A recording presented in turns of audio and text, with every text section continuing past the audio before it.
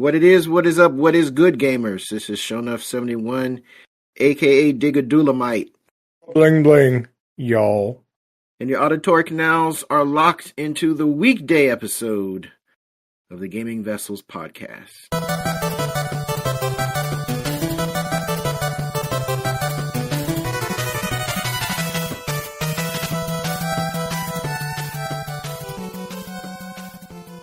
And I'm not in the digital studio alone. Along with me got my partners in crime. First on deck, we got Dez, a.k.a. the Bay Area Terror, a.k.a. the High Res Lover.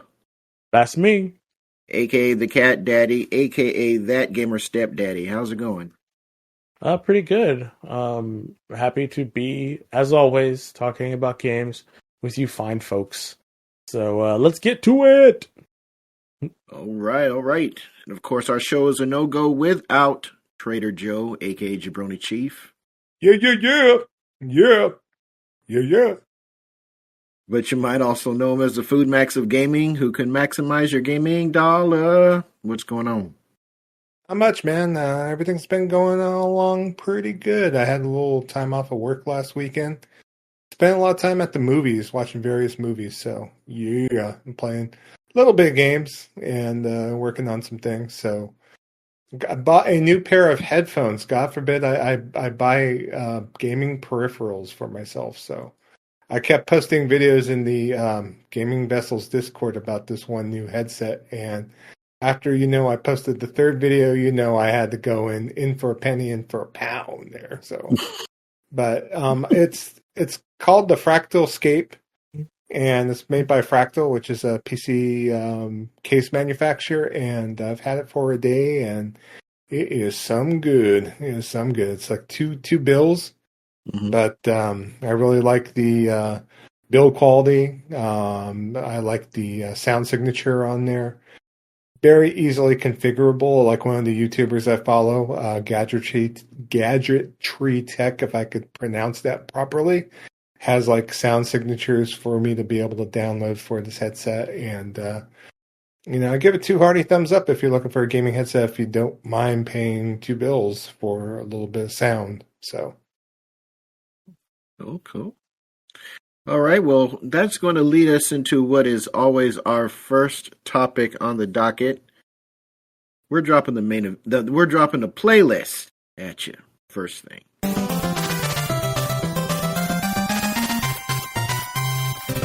All right, let's kick things off with Dez here. What you been up to this past week or so?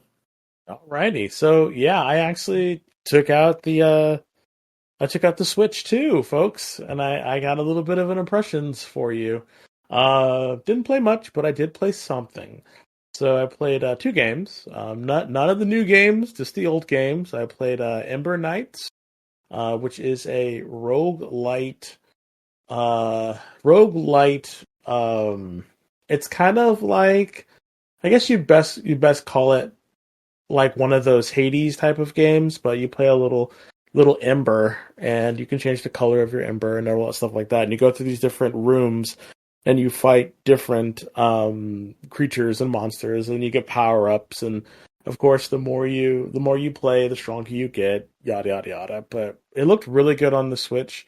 Felt really good on the Switch too. And one thing that was kind of interesting was the load time. I was expecting it to be a little bit quicker, but it did load pretty fast. So.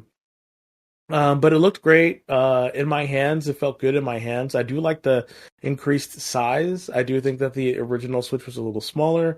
And then I had the Switch Lite, and I remember playing that for a long time. And I just did not.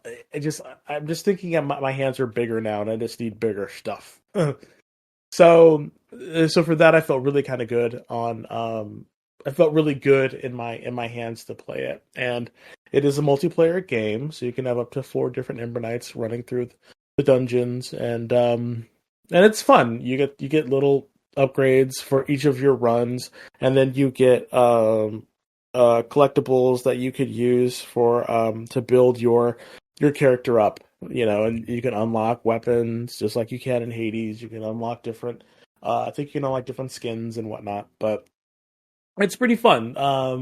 Played it for about 30-40 minutes.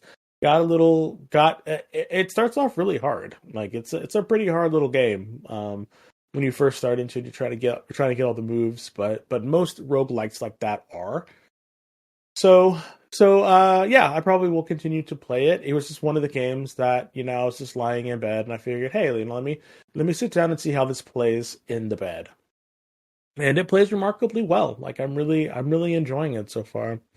Also played another game called Crystal Project, which was an older game that came out a couple years ago, and it was made by one creator, a man named Andrew Willman.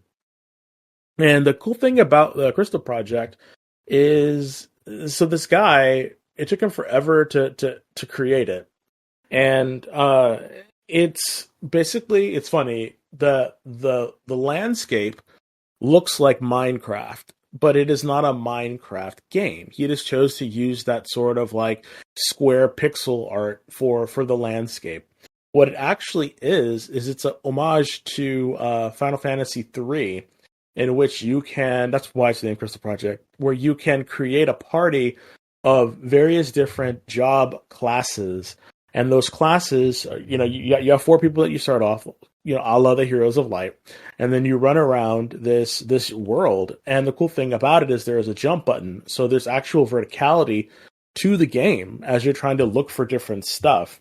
And it's not procedurally generated monsters or anything like that. You see the monsters on the field, and you basically run up to them and you fight them. And when you do, it turns into a side view, and it's turn-based combat. And the sprites look really cool. The combat is really fun. It's got that classic Final Fantasy feeling to it, or those classic Super NES games, and that's what I'm really really liking about it. The guy also did the music. The music for it is fantastic. The battle music, the ending music, the walking around music. It's an all around fun game so far, and you pick out your original classes, your four original classes, but you can find every other class in the game by doing different stuff. And there's a demo on Steam right now if you want to play it, and people have put 80 hours in just the demo. It's crazy. Before playing any more of the game, but it is definitely an homage, and a love letter to Final Fantasy III or any other games that use a job system, and it's pretty fun. I've really enjoyed it. It's super cheap. You can get it on, I think it's like $13 on the. I played it on my Switch too, like I said, and it's a lot of fun. I can see Joe in our outline going in and taking a look at it. I see you, Joe. But I'm it's pretty kind of going in and checking it out a little bit. yeah. The last game you mentioned, the Ember Knights, is actually on sale right now for $10. So it's like, Yeah. So it's worth it. It is a multiplayer game that you could play with your friends on Switch too. And yeah, Crystal Project is a single player game, but I've really enjoyed it. I've been really, really enjoying it so far. And it's just a fun little throwback, and it looks great on the Switch too, but it's not really pushing the engine at all. So, but it's great. Lastly, I played a game called Hammer Watch 2. We talked about this game a while ago. Well, the first Hammer Watch, Joe and I tried to play, and it is a voxel sort of, top-down action adventure game where you pick a class and you basically run through it, and it's a twin stick shooter kind of thing. And you get as you level up, you put in points into your character. I'm playing a wizard, and you basically just mow people down. You can use the different spells, and the big draw about it is it's another 4-player game. This is actually on my PlayStation 5, PS5, and there's just like a ton of really cute stuff that you can play with it, and you get more powerful, and there's just giant explosions and pixels and everywhere, and it's a 4-player game, so tons of people can be running around just blowing up tons of crap in the game. So that's what's so fun about it is you get mobbed. Like there's tons of mobs that come at you, so you're supposed to get overwhelmed. And so as a wizard, I'm kind of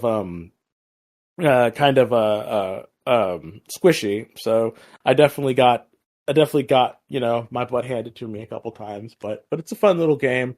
If you can get it, I think you should definitely get it on a sale. I don't think it's worth full price, but it is definitely worth it for a sale. And if you guys want to play with us, we can. Like I said, it doesn't ask for much. You level up relatively, not quickly, but you do level up, and you can switch your game over and bring your game file or your game character to other people's games. So that's kind of fun. But it's pretty good. So real quick before I kick it over to someone else, in Crystal Project, when you're creating your characters, you can create your own characters, right? And you can name your own characters. So leading my party is my warrior named Jabroni. My wizard is named Europa. That's my usual name for my characters is usually Europa. I usually play a female, black female, or something like that. My thief is Tigger, who is my partner, Paul. So, and then my priest is Saint Gunji. Is my priest. So he's healing us. Saint Gunji is healing us. Not Saint Goonie, Saint Gunji. So I think it's I always name my characters after people that I know, especially in games like that. So thought it was pretty funny. I'm laughing. Hope you guys are too. So thank you for the love. Thank you for the character love. Hey, you're the warrior. You're out there, warring it up. You're out there protecting all of us. Better off warring than whoring. Woo-hoo. Oh. Okay, this is an all ages podcast, so stop it. So that's it for me, and I'm gonna kick it off to Kev. Kev, what have you been playing, buddy? So I've been playing some when I have time to play. It's weird. It's like my game time. If I get any, it's usually like at 1:00, 2:00 in the morning on like a Friday or something like that. It's pretty wild, and I only get a chance to play like maybe 30 minutes at most.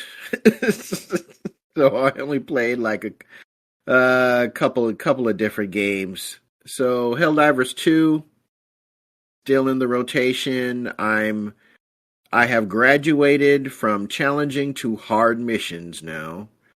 I'm going to have to rethink some of my loadout because now every insect or every terminated mission just about on is what they call the predator strain, and the predator strain are pains in the butt. They have higher health, they're faster, and they're more aggressive, if you can believe that. And you're constantly getting swarmed. So what worked on challenging is not necessarily working on hard. So I am going to have to go back to the drawing board, maybe do some YouTube consultation and see what works best for the predator strain. It's weird. It's like I haven't fought the bugs or the voteless in forever because just fighting the bugs is it's almost therapeutic in a way. It's it's like if I've had a bad day or things haven't been going my way, it's very therapeutic to just blow up a bunch of ugly bugs that are trying to turn you into Swiss cheese. So Helldivers 2 has become my comfort game. Kind of like taking the spot that Assassin's Creed? No, the what's that game where I should know it. It's where you fight off these like waves of asteroids. It came out. It came out like on PS3 back in the day. Stardust HD. Yeah, Stardust. Yeah, it's become my Stardust. Helldivers 2 has, and I still play it solo. It's one of those games I just don't want to mess with randos with. And it's a great way to kind of challenge myself. Another game I've been playing is this past Saturday, I threw in EDF 6, and I'm on mission 103, 102, something like that. And I had to dial this down all the way to easy because you have to fight this Godzilla-sized flying dragon, and it is the biggest pain in the ass. I've fought him a couple times already.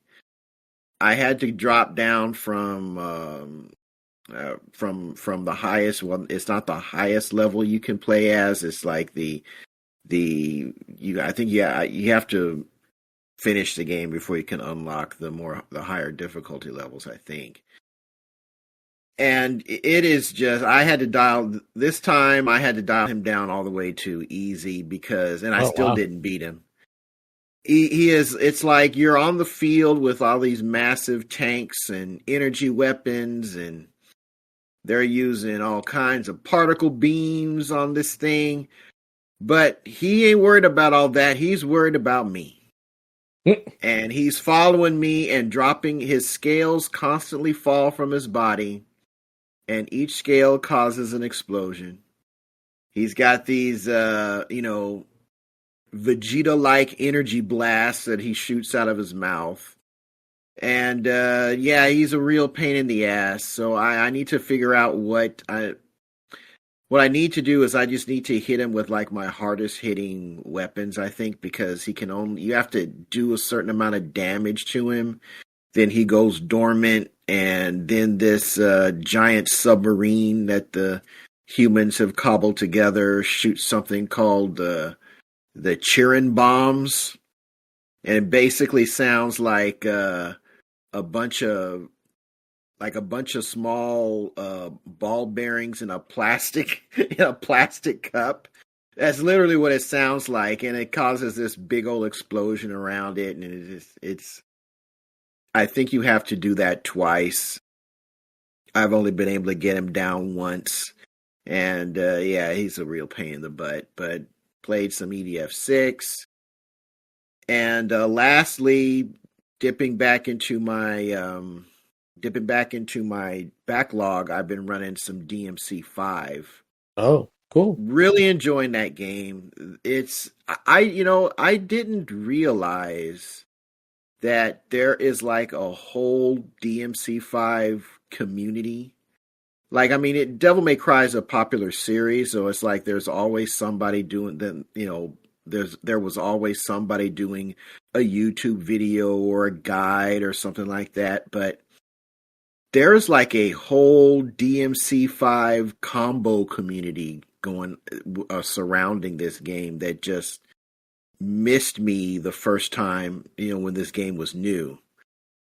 And it's like there's folks, in fact, I think one of the developers for Expedition 33 is like a big time DMC5 combo fiend who's got like a whole bunch of videos up on YouTube and showing you how to do like all these massive triple S rank combos. And it's something I just never, I didn't think it was that deep.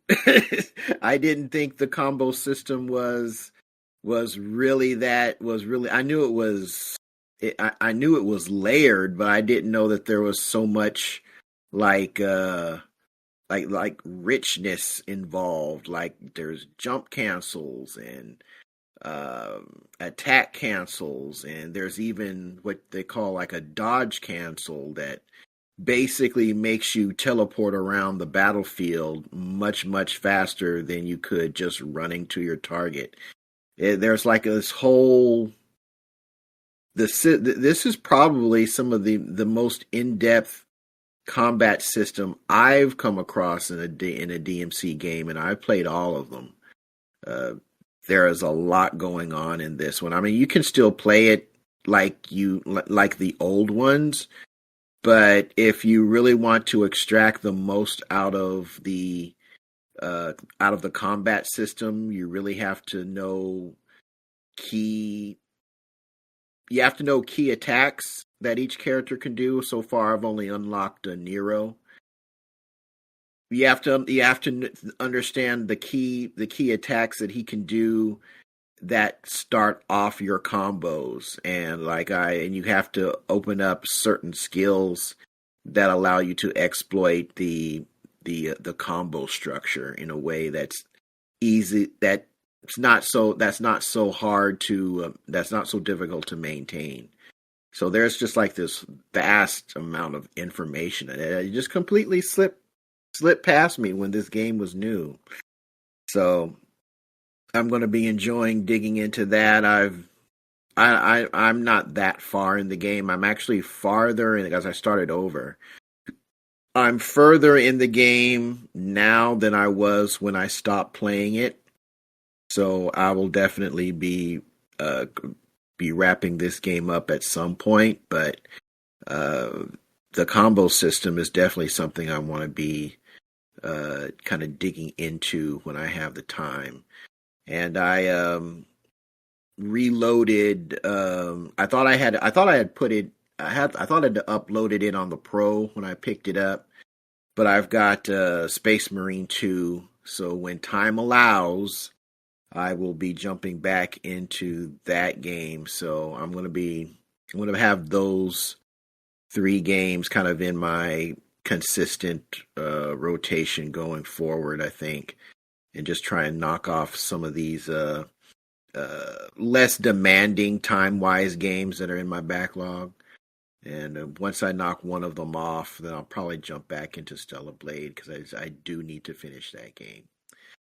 But that's all I've been up to, so I'm going to pass the mic to Jabroni Chief. What you been up to, man? As far as games, yeah, I've been kind of same thing. I've been looking at backlog stuff mainly. It's almost like we're doing a summer backlog blowout. One of the games that I initially started up and fired up on my Switch 2, which I talked about last episode, was Dragon Quest XI, and so that game was something that was just on my mind to be able to play on the Switch 2, and I just decided, basically because of the fact that it only ran 30 frames a second, it wasn't like unlocked, to basically restart a playthrough again on PlayStation 5. And so it's just graphics are night and day, obviously. Even if I was playing the Switch 2 version of that game docked, nothing beats 4K and HDR up to yay. So started over again. This is my 3rd time starting over the game, so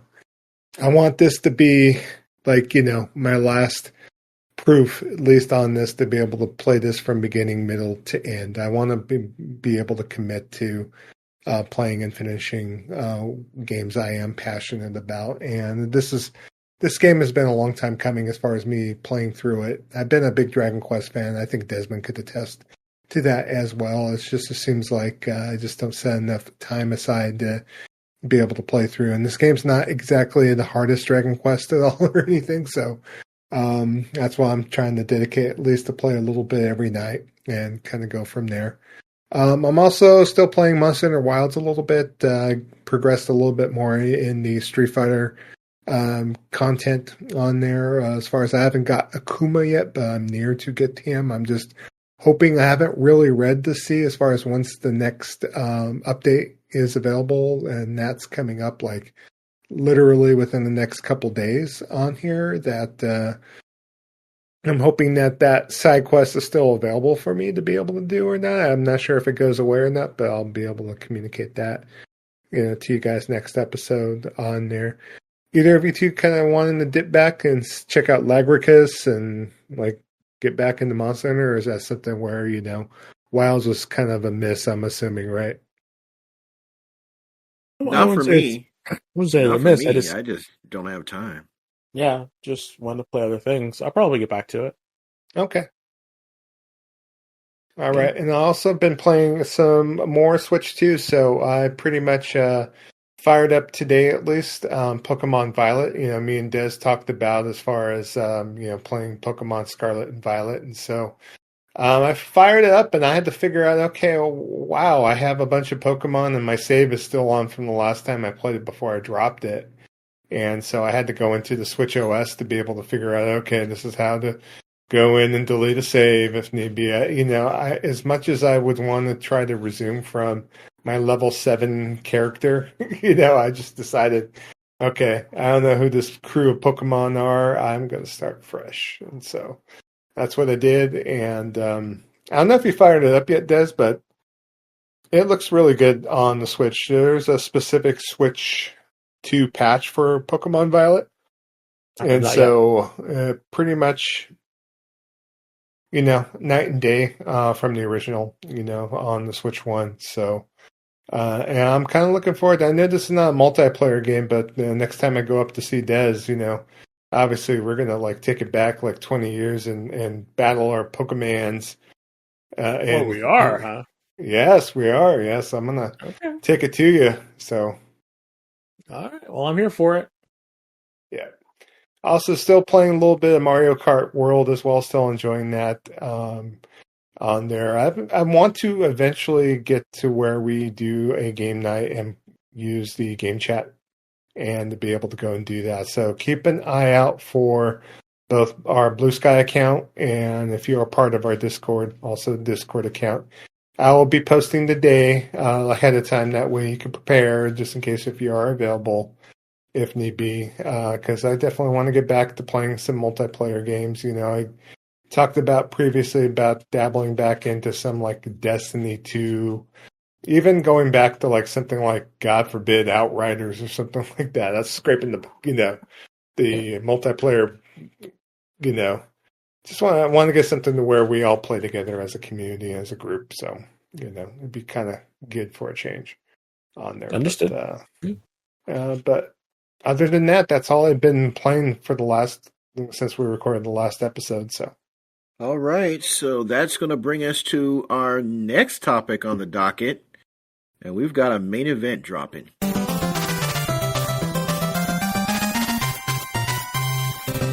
All right, Des, you got the mic, my friend. All right. Excuse me. So for our main event, our question was, if you bought a Switch 2, what games or game are you excited to play on the system? If you haven't bought a Switch 2 yet, what games would make you rush down to your local retailer to buy one? So, we got a response from John BT, and he says, well, I bought a Switch 2 and don't really have a good reason. The games that will help justify the purchase are the new the new Metroid game, some new 3D Mario game, and whatever new Zelda game comes out next.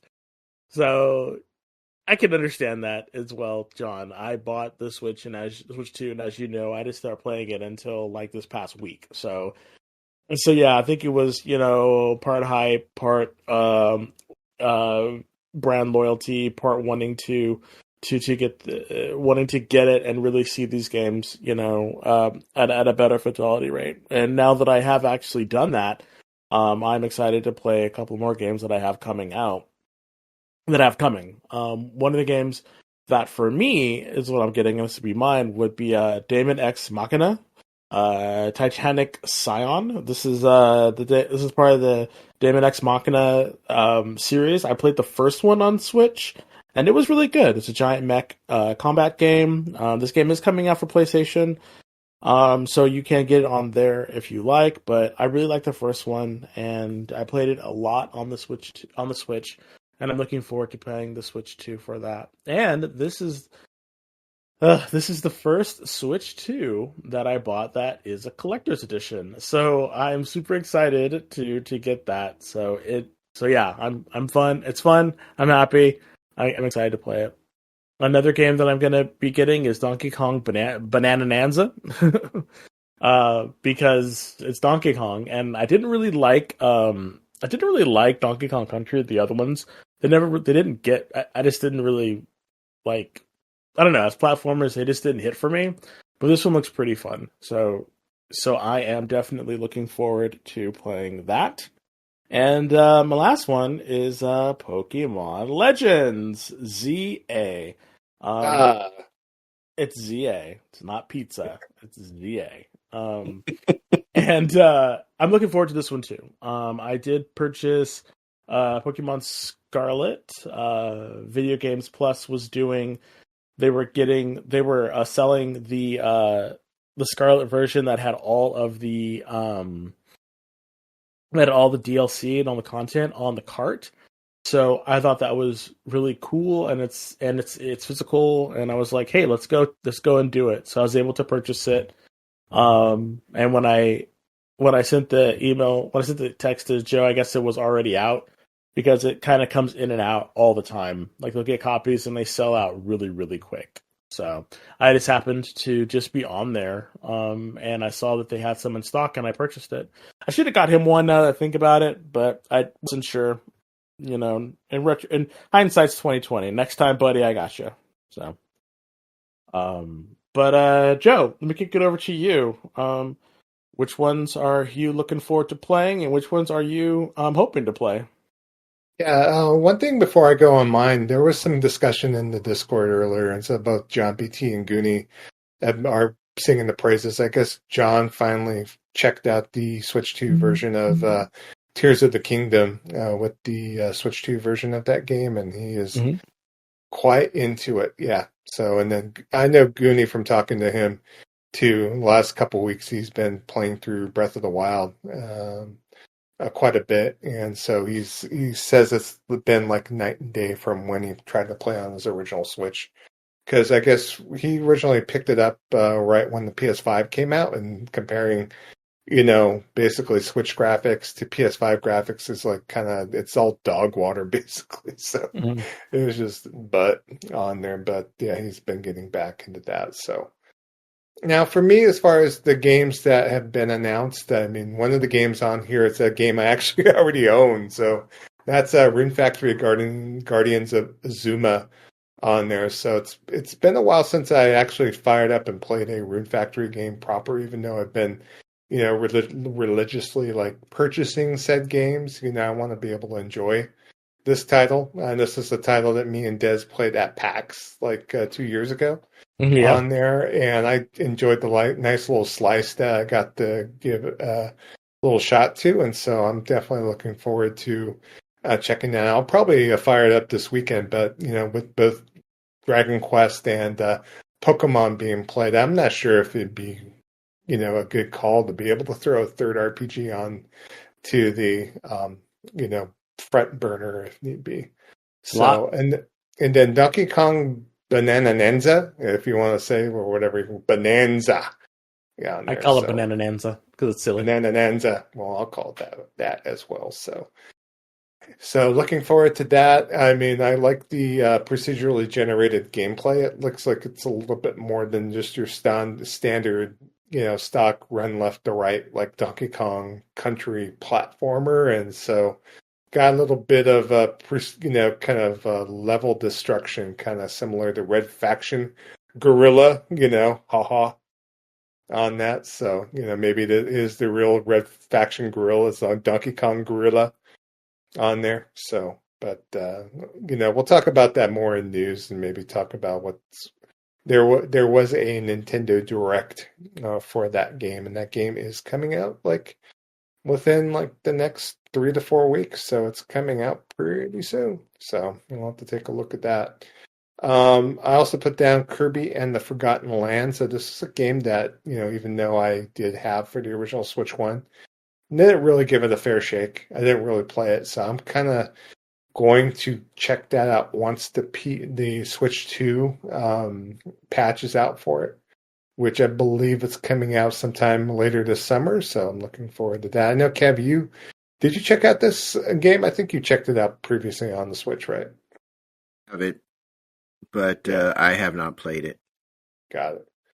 And then one other game I put on here, and it's not announced, but I put Monster Hunter Rise 2. So pretty much I know Capcom, if they really want to go back to the well again, I want to see the team that did Monster Hunter Rise 1 go back and do a new game. And I'm thinking Switch 2, Monster Hunter, I mean, it's like, printing money, so I think it's a foregone conclusion on this. I don't know if either of you two would dip in for a kind of Rise spiritual successor. Maybe it's something that might kind of fit your fancy a little bit more than Wilds kind of did on here. I know some people online were complaining about Wilds too, saying it's not monster hunting anymore. It's almost like a shooting gallery or something where, you kind of lost the hunting aspect of the game if need be. So, I mean, I don't know. That could be part of it. I don't know. It just didn't appeal to me as much as the other ones have, and I don't know why. I yeah, can't really put my finger on it. yeah. But I definitely still, I think Rise, especially after playing the PS5 version, playing a technically competent version of that game, Wow.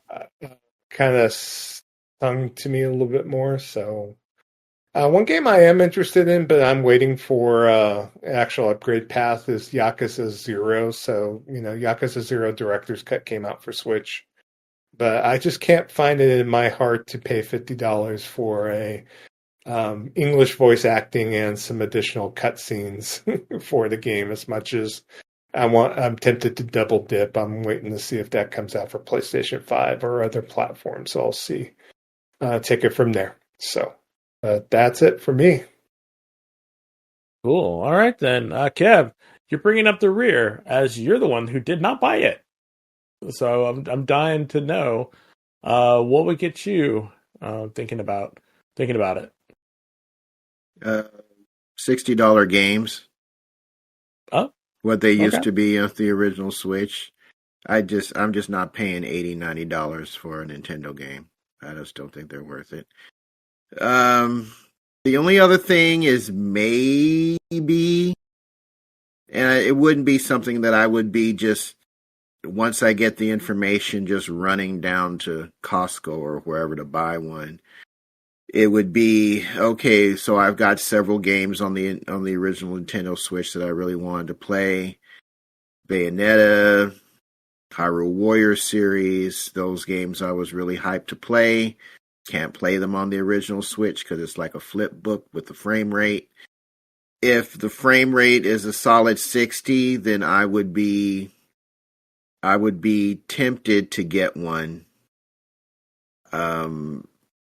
Just so I can play those games. But it's not something like if I found out tonight that all the games that I've wanted to play are locked 60 frames per second on the Switch 2, I'm not going to go out of my way to try and get the system tomorrow. There's just a lot that Nintendo has done with the Switch 2 that just does not sit well with me. And I'm not going to say I'll never get one, but it's not in the cards right now, huh? It's just not really. I'm just not really inclined to really want one at this point. Okay, I mean that's totally fine. I don't have a PlayStation 5 Pro, but you never know. You're getting ready to buy a ROG, which makes absolutely no sense. I did not. I'm not. You talked some sense into me. I have stepped back. I don't think I'm gonna purchase it. Y'all browbeat me. Just kidding. The console that he claims is his preferred place to play. You don't want to spend no money on that, but I'm gonna buy this other handheld that I can't remember the last time I even turned on an Xbox, but I'm going to spend almost $1,000 on that. Yeah, okay. It was just a thought. It was a bad thought, but it was a thought.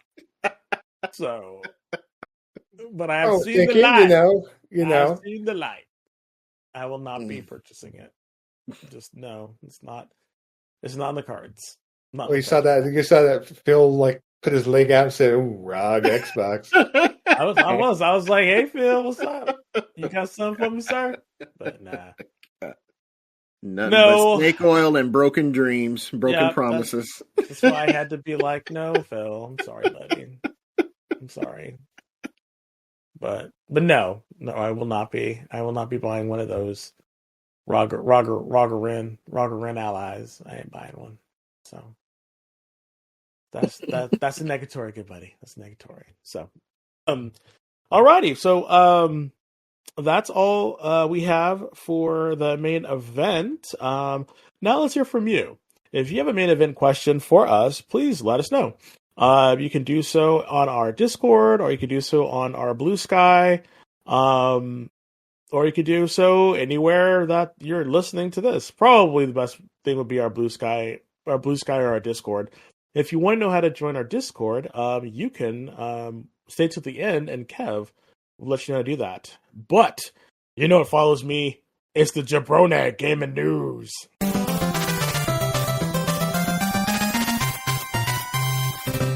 Thank you, Des.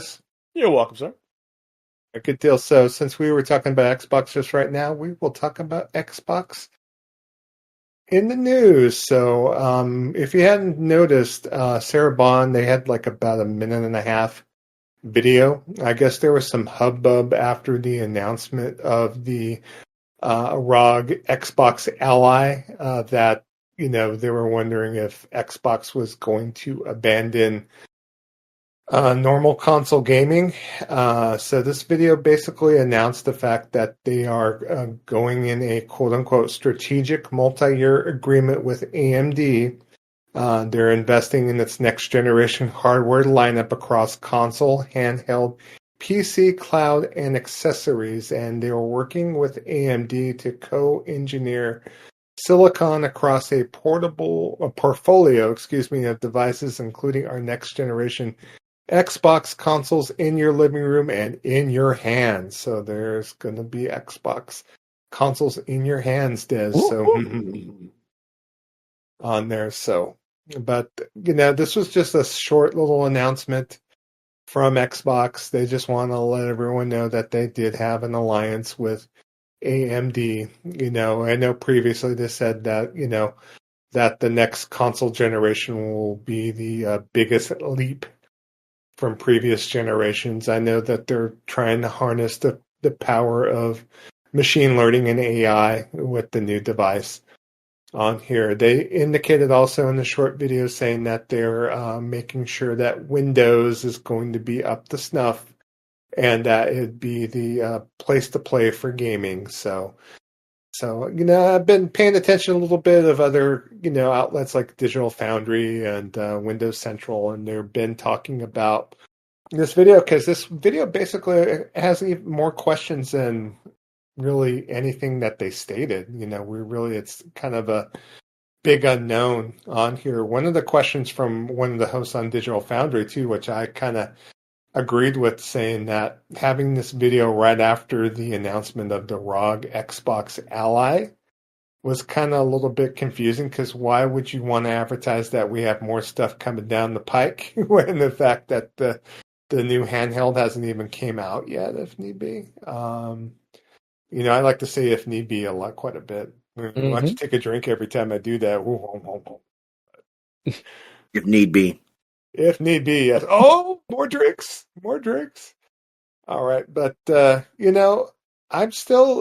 taking a wait and see attitude with Xbox. My thing about Xbox, no matter what SoC that they come up with AMD as far as system on the chip or whatever, to me it sounds like in 2 years when they decide to kind of get this thing up 100%, is that it's a point that I could just take my gaming PC that I actually own, not have to buy a new, piece of hardware to be able to play Xbox games. And so in a way, I'm kind of looking forward to being able to check out the Xbox dashboard via Windows to see if they could actually nail a OS and to be able to play some of my Xbox 360 games, possibly Xbox One, Xbox Series games that I have on PC emulated.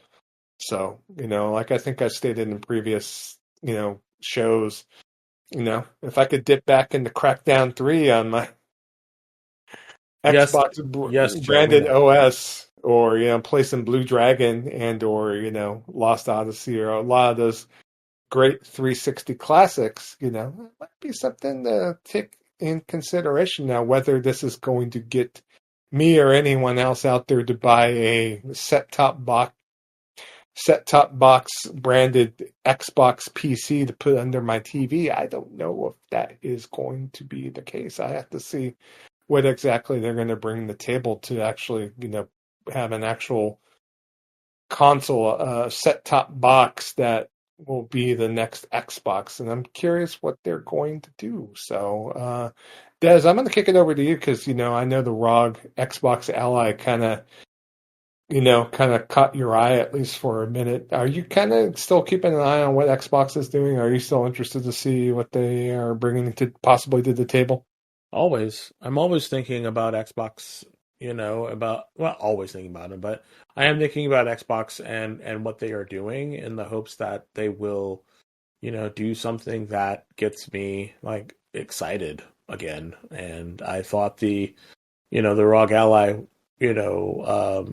was going to do that, but after really looking at it and talking to you and you guys and really just looking at what was really going on, I just kind of was like, nah, this is definitely not something that I kind of want to get behind right now. So again, until they start, going back, I don't want to say going back, but going in a direction that seems more feasible, or not feasible, but more still what I'm looking for. Just seems more appealing to me, then maybe. But at this point, no. I don't know what's going on with them, and Yeah. I wish them the best, but Yeah, I know they have this Play Anywhere initiative, and if they want to bring the software on the platforms that we actually own now, I mean, there's not a lot of impetus to be able to invest in another console, because obviously we two of us have a Switch 2 here.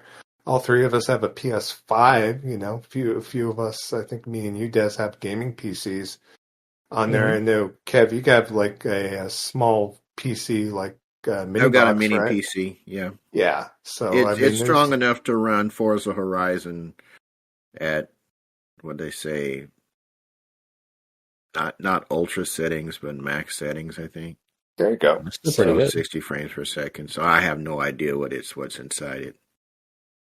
Yeah, so I mean, we all three of us have an opportunity to be able to maybe dip in and see what Xbox is doing if need be. But the thing about it is, it's like most of the Xbox titles are going to be available on platforms that we actually play and that we use, and so I'm not sure what's going to make me, go to this walled garden called Xbox to be able to invest 400, 500, $600 into getting back into their marketplace. The problem is like, like we said before, it's like I have numerous PS5 titles, PlayStation titles, PS4, PS5 games to play. I have numerous Steam games. I have a considerable Switch library. So I am, it's like I'm already eating. I'm already eating good.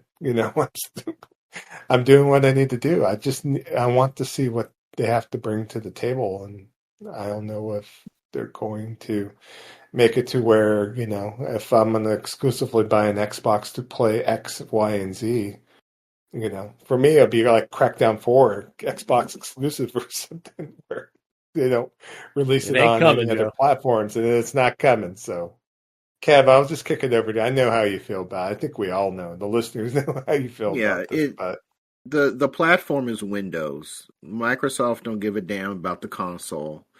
They are out of the console business. They are in the Windows business. They are trying to make Windows that they see the handwriting on the wall from all those tests from Steam OS curb stomping them in performance, and they know they only have so much time to get their act together if they want to be competitive in PC gaming. Because a lot of folks, I feel, who have PCs specifically targeted at gaming would drop Windows in a heartbeat for SteamOS. That's just my impression. So they're not in the console business anymore. They are in the Windows business, and this new suite of devices is not going to be developed by them in house.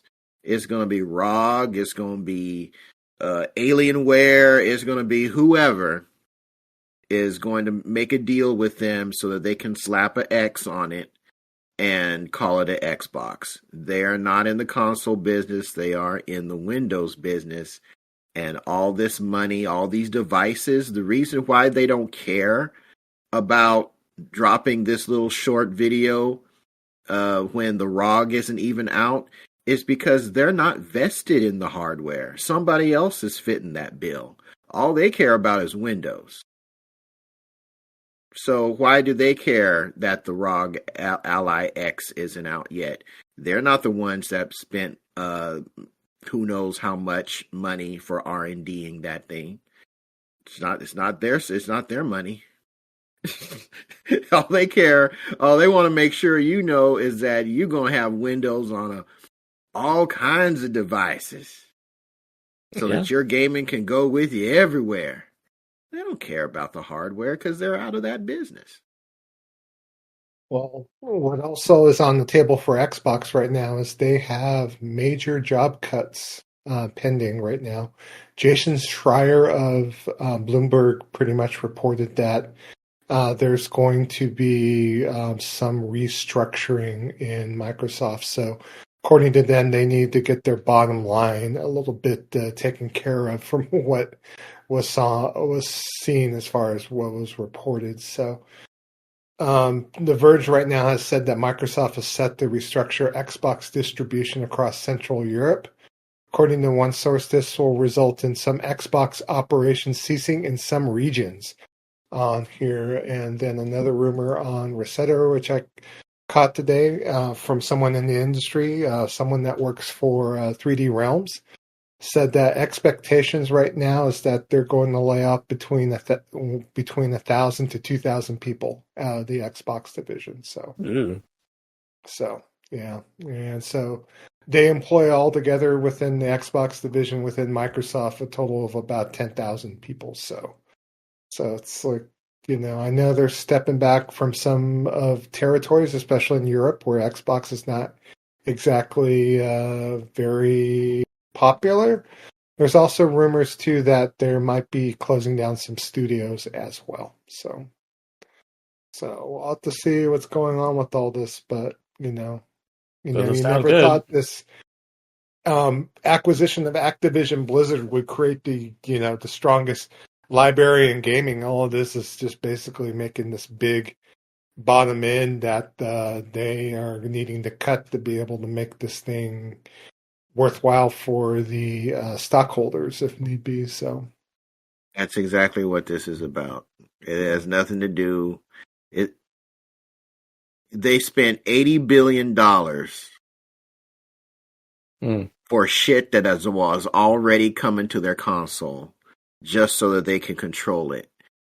And those stockholders are saying, where is my money?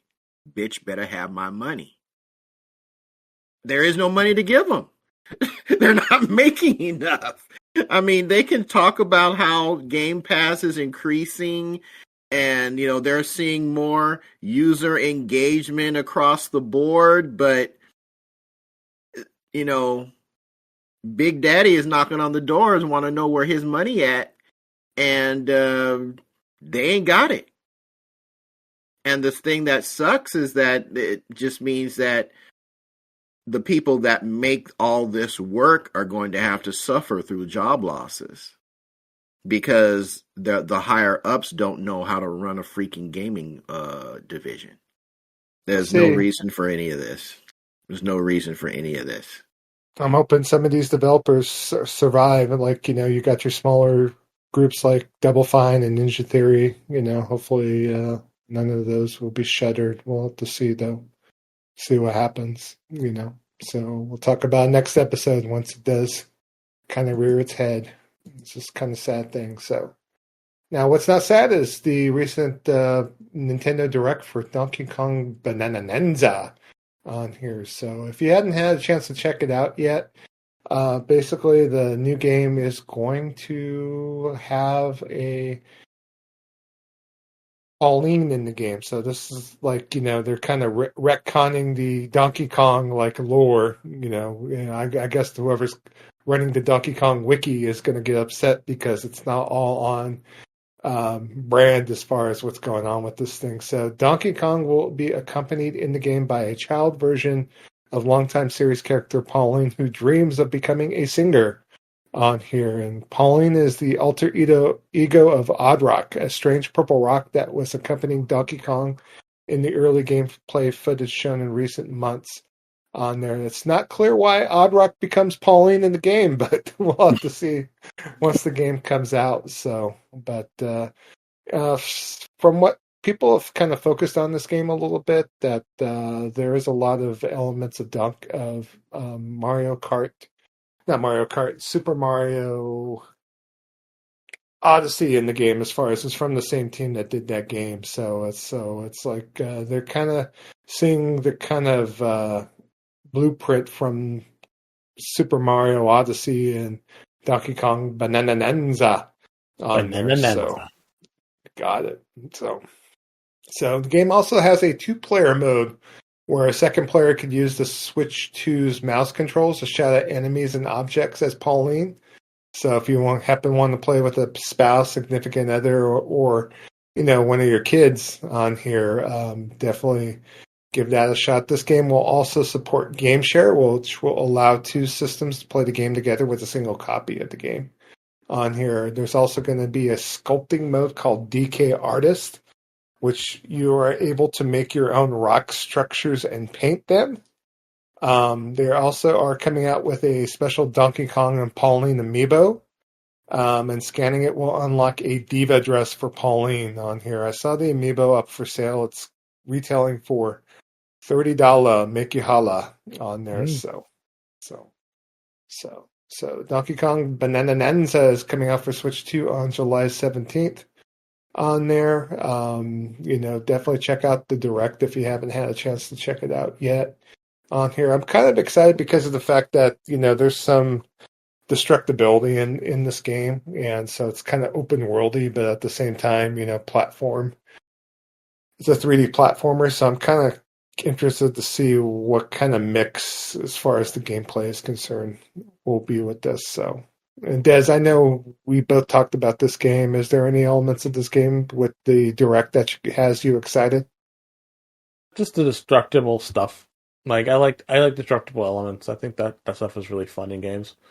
Yeah. So him running around throwing stuff, and it just looks like this is going to be very silly. I get that from it. And I don't think that's a bad thing. It's just like I'm just kind of getting that from it. And I'm like, okay, this is going to be silly. And I'm okay with that. I'm okay with it too.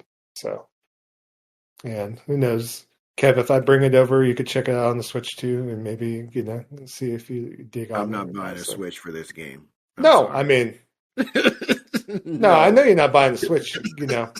A Switch 2 is portable, so I could grab it and bring it over to your house. Just like Desmond says, I'll play it at Joe's house. You can come play it at my house if need be. So, yeah, I mean, I don't think there's anything wrong with the game. I don't think it's worth $70. I think this should have been a $59.99 game from what I've seen.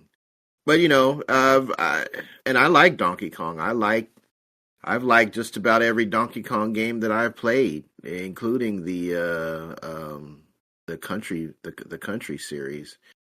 I hope y'all enjoy it. That's really all I got. Got it. Yeah, we'll definitely. I know me. I'm gonna pick it up at Costco. It's I think $62.99 at Costco. So every little bit helps. So. Mm-hmm. Oh, okay. Well, that's much closer to what I think this game is worth. So I'm glad they're not. I'm glad at least some retailers are not sticking with that $69.99 price point. Yeah, that's the suggested MSRP. Costco always cuts down the price of some of the stuff. So, also in Switch 2 news, a lot of the third parties weren't really happy with a lot of the game titles that they brought out on launch. So supposedly third-party games have reportedly struggled to sell on Nintendo 2 at launch, with one publisher claiming that its game sold below our lowest estimates on here. So you don't put the game on the card. I wonder why. I think so, yeah. Most third-party Switch 2 games posted very low numbers according to the game business Basically, according to the report, 62% of Switch 2 physical game sales in the US during the console's launch week came from first-party titles on here. So, and this excluded the Mario Kart World bundle on there. So according to Circana, which is one of the major metrics on here, the three biggest selling physical games in the US during the Switch 2 launch were Mario Kart World, Cyberpunk 2077, and The Legend of Zelda Tears of the Kingdom Nintendo Switch 2 edition. So, in the UK, 86% of physical Switch 2 physical games sold in the UK during launch week were first-party games. So, and that's if the Mario Kart bundle is included. If it's excluded, the figure is 48%. So in the UK, Cyberpunk 2077 was the best-selling third-party game in the UK during the system's launch week. So there's numerous potential reasons for the slow start for third-party games on the Switch 2. A lot of people with the high attach rate with Mario Kart World implies that a lot of players are happy enough to play that for now. Also, too, Switch 2 does have backwards compatibility, so a lot of people were more satisfied with playing their backlog of games versus buying new games. One thing I'll have to say to add on the top of this is that a lot of the games that came out day one on Switch 2 were all games that were already physically released for other platforms, and they all came on the key card as well. So, as much as I want to play Street Fighter 6 or Yakuza 0 or Sonic Shadow Generations or any number of these games, I mean, do you think anyone's going to go out there and say, oh, I want my Switch 2 version of Puyo Puyo Tetris 2? No. It's like, I do. You do? Well, did you buy it? Yeah, I bought it. Just kidding. I didn't boy. buy it. Mm-hmm. Boy. So it kind of screams to me because if you remember when I think me and Des, we bought our Wii U's at launch, and so a lot of the Wii U launch was stuff like Mass Effect Wii U Edition, Batman Arkham Asylum Wii U Edition. It's like, at that time, I was saying, like, get out of here with this crap. I ain't going to buy no Wii U baby edition of some game I already enjoyed on another platform. So it's the same thing with Switch 2. It's like, I'm grateful that they're bringing these titles out for people maybe that stay Nintendo and Nintendo only to be able to play just Switch and Switch only, that they're excited to play like Street Fighter 6 or your other games on there. But one, get it off the key card, and two, just maybe, bring out some different games too, So what's your overall take on this, Des?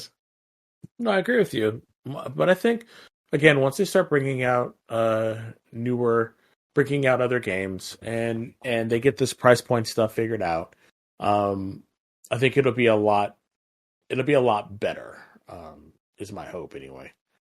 Will that happen? I don't know.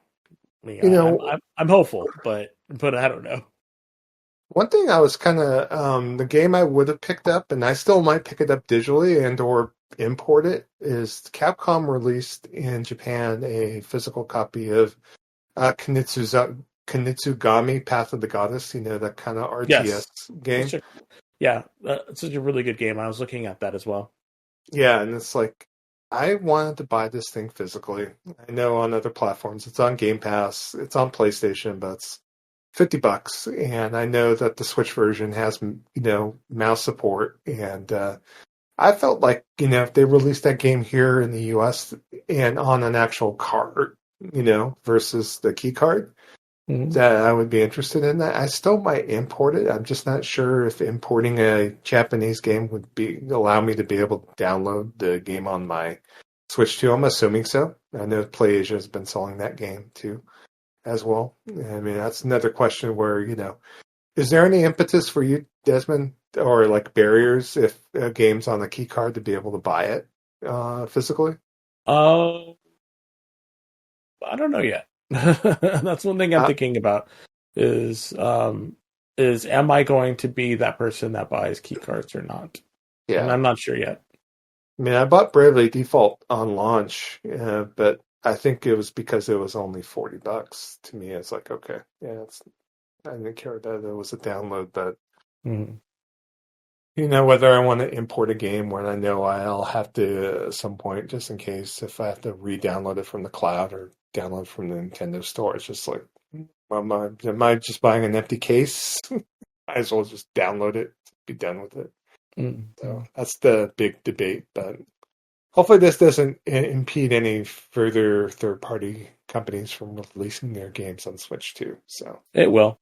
I mean, I think the big thing that people are trying to do now, which I think is kind of cool, is they're only buying games that are on physical. That way, it kind of sets this precedent that, hey, we want physical games, and if you're not going to supply us the physical games, we're not going to buy them. And that is definitely one way to vote with your wallet in order to kind of apply pressure onto these folks. So yeah, that's kind of one of the reasons why I'm not sure if I'm going to buy key cards or not. So yeah, that's kind of where I'm at with it. So I can understand what people are doing and why they're doing it. I just have to decide, who am I going to be in that area? yeah, I'm debating too. I've been more thinking about buying less games and just enjoying what I have. And if I buy something, to make sure I'm buying something that I'm going to play immediately or sooner than later. So exactly. All right. In other news, PlayStation kind of reversed the big controversy from last year. PlayStation has removed PC region locks for Helldivers 2, Last of Us Part 2, and other titles as well. So, fun. Spider-Man 2 also had their region restrictions lifted on the Steam version, God of War Ragnarok, and so looks like they're kind of reversing their previous decision last year that kind of caused a big backlash on here. In January, Sony announced that it would scrap the mandatory PSN requirement for most of its PC games, instead offering players in-game items as an incentive to sign up for PSN. Basically, this is because last year, as you remember, they had at a point where Helldivers 2 required a PSN registration, and it made the game not sellable in a number of different countries on here. So I know they reversed that requirement and removed that requirement after pressure, but other games that they have on Steam still had the requirement that you had to sign up for a PSN account to be able to go ahead and play the game and to be able to buy the game on here. There was even a mod brought out for God of War Ragnarok to remove the mod, but it was basically taken down after Sony pressured the creator of the mod, if need be. So I think that overall this is a good move. Hopefully they remove all requirements for PSN. Kev, do you have any opinion on this, or is it a good move, obviously, for PlayStation to do this? I mean, it's a good move to do that. I mean, you want to make it wherever your games are offered. You want there to be as few hurdles as possible. But this is just another reason why I stick with console. I don't have to deal with this nonsense.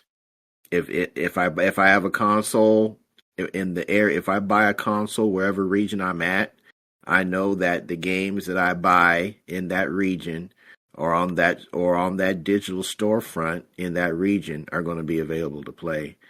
I don't have to worry about PSN. Well, you signed up and you can't play your game. It's like, and I get it. Consoles are not necessarily easily available, and they're cost prohibitive in a lot of these areas, but just, I it's like just like turning on a regular game on Steam here in the US, Windows updates and it knocks me out of the whole game. Or I get this big window in the middle of the screen telling me that I need to click OK to download or something. It's like I want as few roadblocks in between me and my game time because I have so little of it now. I want as few roadblocks as possible. So, yeah. Agreed.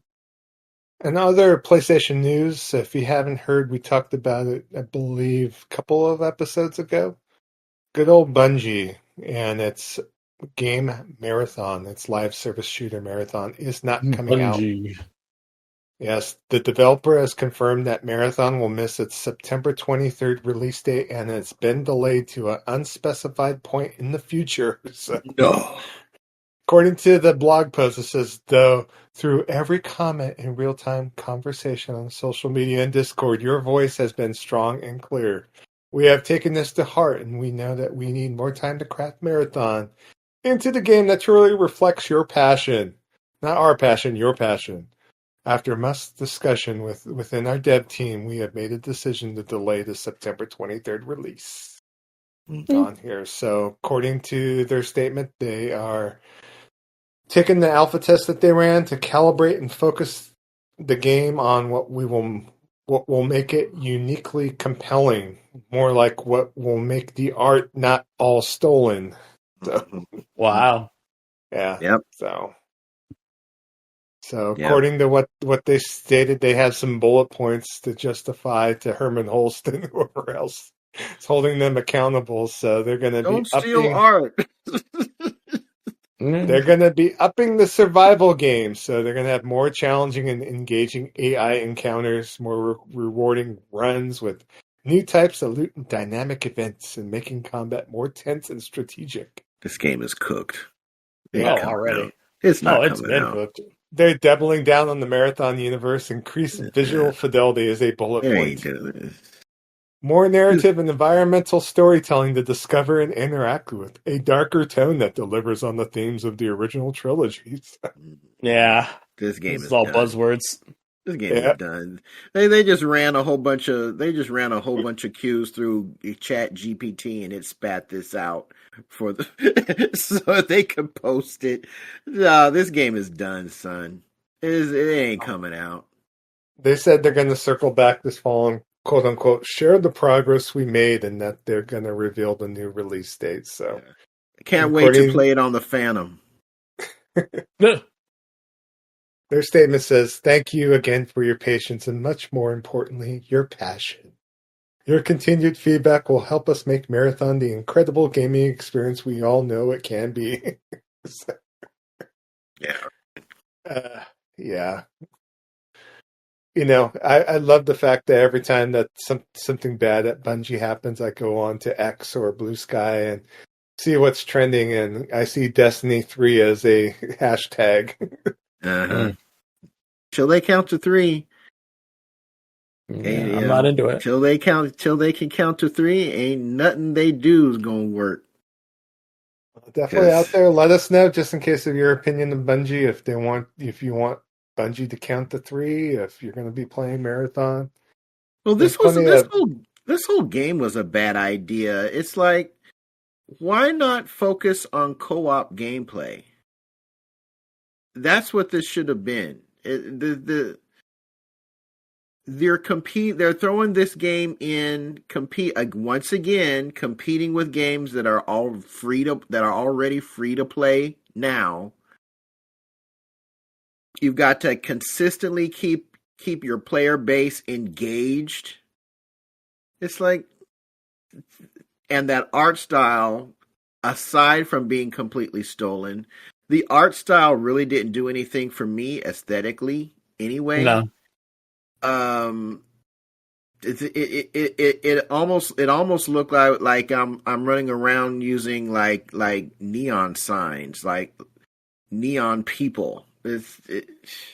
There is nothing aesthetically pleasing about the game. You lose me at a PvP only, and you're going to tell me I'm going to have to pay $35, $45, however many dollars for it on top of that. No, this game was never going. This game was never going to be anything.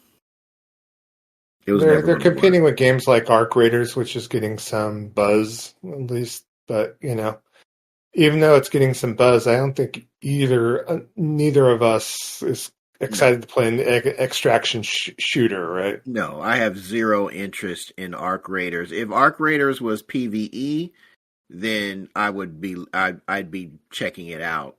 But PvP, it's like ain't nobody got time for that over here. I know. I'm. It's like if I'm going to play PvP, I'm going to be playing, City of the Wolves, which is really what I should be doing for my PvP time. But I haven't even had time to do that, and getting frustrated and putting in all that work and having all your stuff, stolen from you because some dude is spawn camping and behind some building rooftop that you don't know he's there for session in, session out. No, that just sounds like an exercise in frustration. Mm. We need to have a Kickstarter for People Can Fly so we could get our Outriders too. So that's what we need to do. So, but I digress. But that is the Jabroni Gaming News for this episode. Well, all right. So game night. So once again we're asking folks who refer to our Discord and Blue Sky for updates on upcoming game night dates. We'll try to give folks or get, if we post something, we'll try to provide a 24-hour notice, either on Discord or Blue Sky. So post that. So again, if there's any game that you want to play either with us or for members of our community, you are more than welcome to post that game in our Discord. And you might be asking, well, how do I join the Discord? That's easy enough. All you do is head on over to Blue Sky and you search for @GamingVessels, GamingVessels. You click the link in the bio and you're in. So, folks, we don't have any merch to hawk to you. We don't have any Patreon tier list that you need to pay for in order to join. We just ask that you be a decent person, likes talking about and playing video games.